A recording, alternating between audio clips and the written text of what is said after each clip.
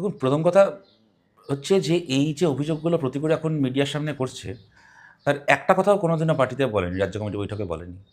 এখন পার্টির যে নেতাদের নাম করে করে বলছে, হুম, মানে সে শ্রমিক লাইড়ি থেকে শুরু করে রতন বাগচি থেকে শুরু করে একাধিক নেতার যে নাম করে মোহাম্মদ বলছে, সেলিম। মোহাম্মদ সেলিম, পার্টির একটা রাজ্য কমিটি বৈঠকে কখনো প্রতিকূলে এরকম কোনো কথা বলেনি কোনোদিন। এখন তো বলছে যে বিরাট লড়াই করেছে, এই করেছি।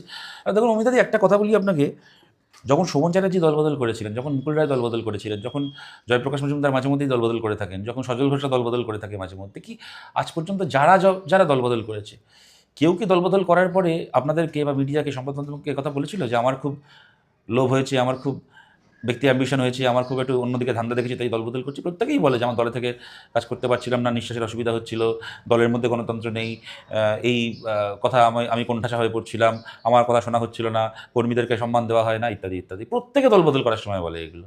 সুতরাং প্রতিকূল আজকে যে কথাগুলো বলছে, এগুলো কিন্তু কোনো নতুন কথা নয়। তবে আমার খারাপ লাগছে যে জয়প্রকাশ মজুমদার আর মুকুল রায়দের সাথে কখনো প্রতিকূলের নাম আমাকে একসাথে উচ্চারণ করতে হবে, এইটা আমি কখনো ভাবিনি। ফল দ্য পিপল প্রতিকূল, এটা আমি সত্যিই কখনো আমি ভাবিনি।